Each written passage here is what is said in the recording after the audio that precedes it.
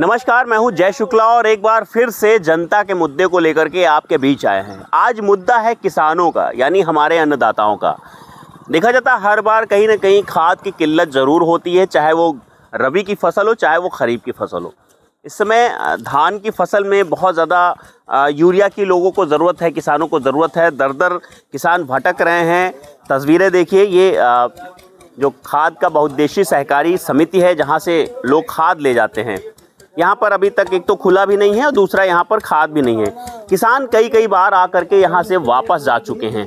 तस्वीरें देखिए, आते हैं ताला देखकर वापस चले जाते हैं। कुछ किसान हैं, उनसे बात करते हैं। भैया कहाँ से आए आप? हम निगोहा से आए सर। कितने बार वापस जा चुके हैं? सर मैं सुबह 7:30 बजे आया था, तो हमको सलमान साहब मिले, तो हमने कहा सर 2 बोरी हमको खाद चाहिए। तो उन्होंने कहा कि जो है खाद तो है 10 बजे आइएगा, वो भी खतौनी लेके आइएगा। और हमने कहा आधार तो लाएं, पहले तो आधार देते थे क्योंकि आधार लिंक है खतौनी से। खतौनी का कोई ज़रूरी नहीं, जब आधार से लिंक है तो खतौनी, क्योंकि सम्मान निधि भी आ रही किसान को। तो उन्होंने कहा नहीं खतौनी ले आइए। अब मैं ये देखिए, मैं खतौनी और आधार दोनों लेके आया हूँ जी, लेकिन यहाँ कोई देने वाला नहीं है। अब मैं, हाँ यहाँ कोई देने वाला नहीं है। मैंने फ़ोन भी किया, तो एक बार फ़ोन मैंने किया तो उन्होंने उठाया नहीं। दोबारा 3 मैंने डायल किया तो उठाया और कह रहे थे हम तो हैं नहीं और आप दोपहर में आइएगा। अच्छा, फिर से टरका दिया। मतलब कई बार लोगों को दौड़ा जाए। देख रहे महिलाएं भी, महिला किसान भी यहाँ पर आई हैं।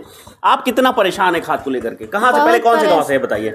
हम उतरामा डीहा से हैं। क्या चक्कर आके दौड़ के जा चुकी हैं वापस आप? अरे यहाँ दूसरा चक्कर आए हैं। कल गौतम खेरे गए थे। इस समय खेतों को कितना ज्यादा खाद की जरूरत है? बहुत ज्यादा जरूरत है, लेकिन मिली नहीं रही, परेशान है। अच्छा, अगर 1 हफ्ते और न मिली खाद तो क्या तो हमारी फसल खराब हो जाएगी, हम गरीब लोग क्या खाएंगे? देखिए किसान, देखिए कितनी मेहनत से फसल तैयार करता है, उसके बाद खाद न मिलने से फसल खराब। क्या कम से कम यहाँ पर 6-7 बार आ चुके हैं मैं, और इस स्टोर में वहाँ निगोहा वाले में, और खाद ही नहीं। अभी वहाँ पे भी गए, बताते DAP है, यूरिया नहीं है।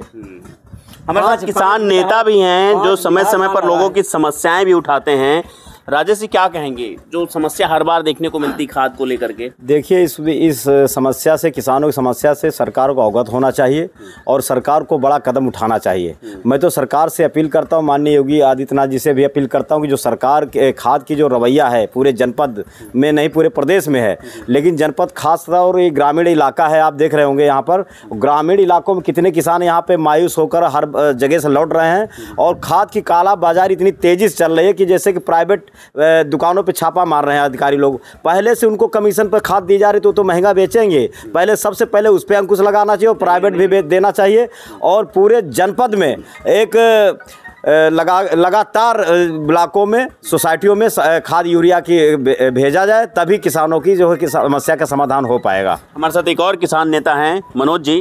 मनोज जी, आप लोग किस तरह से आवाज़ हर बार मैं देखता हूँ उठाते हो, लेकिन समस्या जस की तस बनी रहती है? क्या देखिए, ये पूरे प्रदेश की समस्या है, ये हमारे लखनऊ की नहीं है। आपने देखा कि किसान किस तरह से भीड़ लगाए हुए हैं, खाद नहीं मिल रही है।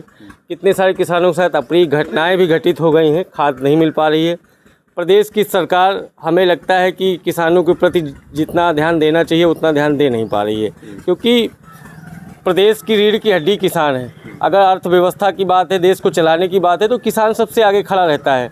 फिर भी आज किसान के साथ ऐसा दोहरा व्यवहार क्यों हो रहा, मुझे तो आश्चर्यचकित होने वाली बात है।